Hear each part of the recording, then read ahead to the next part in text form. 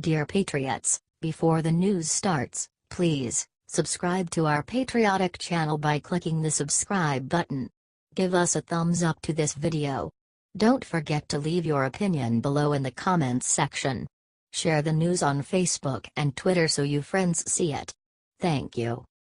Bipartisan Senate duo calls on Trump to back off Mueller. A Republican senator behind a bill to protect Special Counsel Robert Mueller's job joined his Democratic co-author on Tuesday in a bipartisan call for President Donald Trump to let Mueller's investigation proceed without impediment.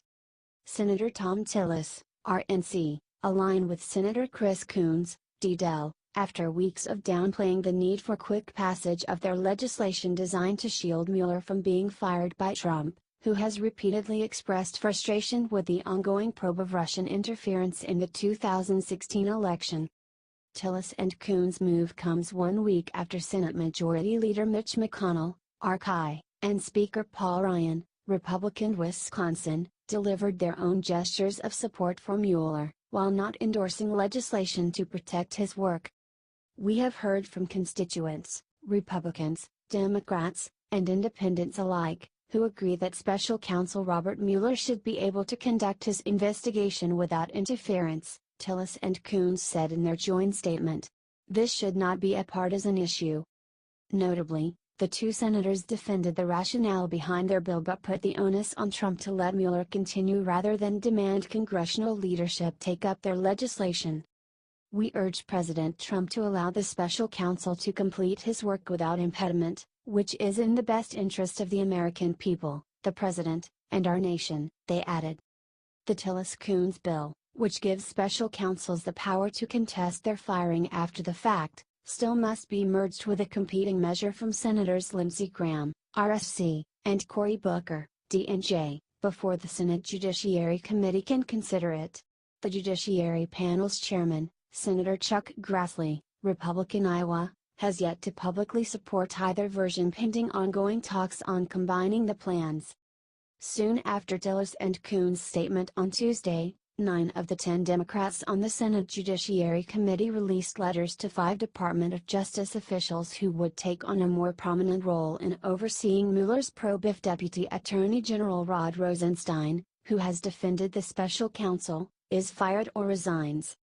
The letter, spearheaded by Senator Richard Blumenthal, Democrat Connecticut, seeks a written and public commitment from the 5 officials that you will not interfere in the special counsel's investigation into Russian meddling in the 2016 elections, possible collusion with such meddling by the Trump campaign, efforts to obstruct justice, and any related inquiry. Senator Amy Klobuchar's, Democrat Minnesota, signature was not on the letter, but her office noted that she has publicly supported the goals of the Mueller protection effort.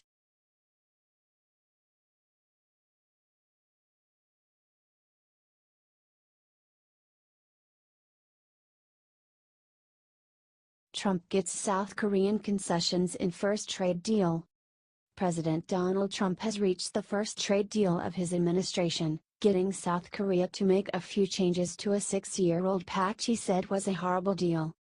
Trump had largely criticized the previous agreement largely because of the U.S.'s auto trade deficit with South Korea, which has grown significantly since the deal went into force in 2012. At his insistence, the two countries launched talks last year to renegotiate the pact. Senior administration officials Tuesday night outlined the details of the revised U.S.-Korea Free Trade Agreement, known as KORUS, most of which were announced over the weekend by the South Korean government.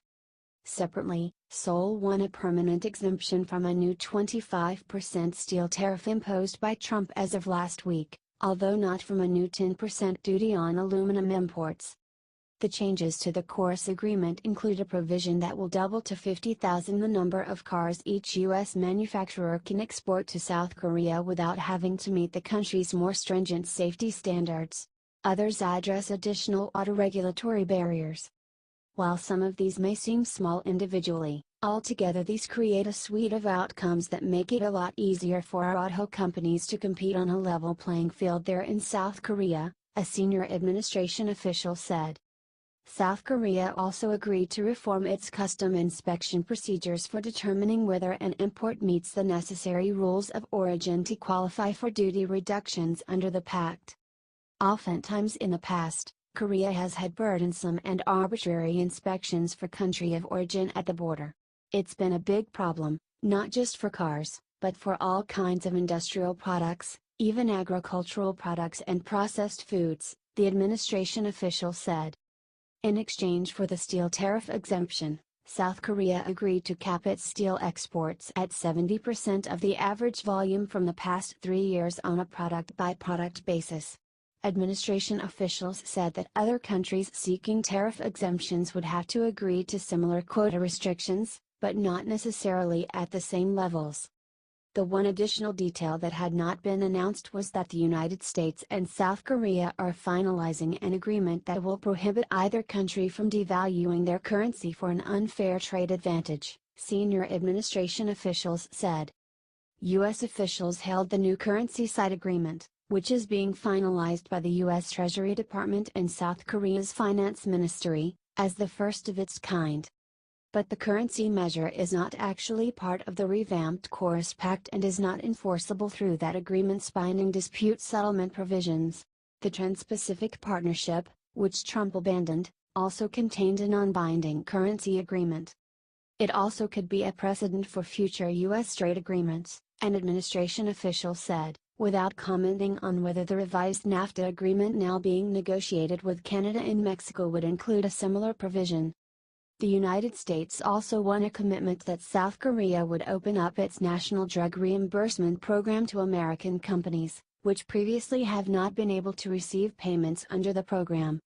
To date, that system has only applied to Korean companies, and our pharmaceutical companies, which are the leading ones in the world, have not been able to take advantage of that program, the administration official said.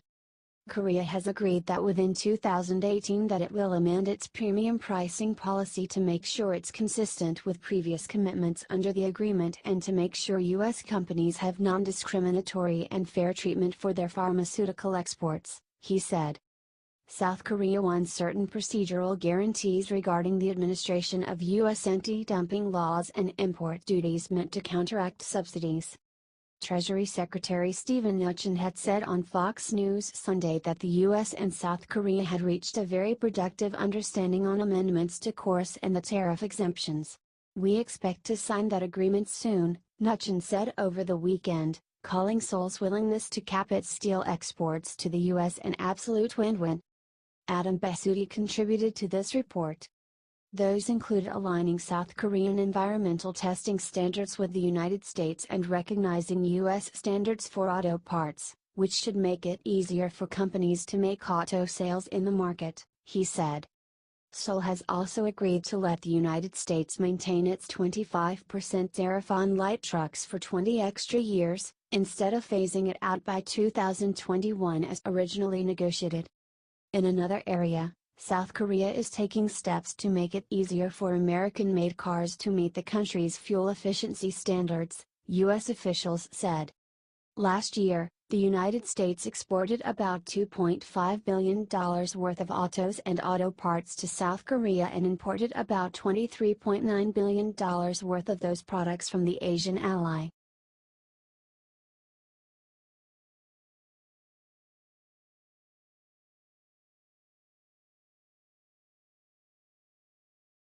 White House no plans to bring back former aide Rob Porter. White House Press Secretary Sarah Huckabee Sanders said Tuesday that President Donald Trump has no plans to bring back former aide Rob Porter, who resigned from the administration last month amid allegations of spousal abuse. There are no plans for him to come back, Sanders said of Porter at the daily press briefing. The remarks came in response to a New York Times report published Monday that Trump has stayed in touch with Porter and has expressed hope that the former White House staff secretary could someday return to the West Wing. Sanders said she was only aware of one exchange between Trump and Porter since his departure. They have spoken one time, she told reporters. According to the Times report, Trump told advisors he knows he cannot realistically bring back Porter, given the denunciations of his alleged behavior. but the president misses the structure the staff secretary imposed in the office. Porter resigned in early February after news outlets published accounts of domestic violence from his two ex-wives. Porter has denied wrongdoing. The departure prompted a wave of backlash, with White House officials being pressed to account for his presence in the West Wing given his alleged conduct. The Porter scandal also raised questions about the White House's employee security clearance protocols. The former staff secretary had been operating in the West Wing under an interim security clearance. Chief of Staff John Kelly, whose handling of the Porter controversy drew sharp criticism, later announced revamped protocols for how the administration will handle clearances.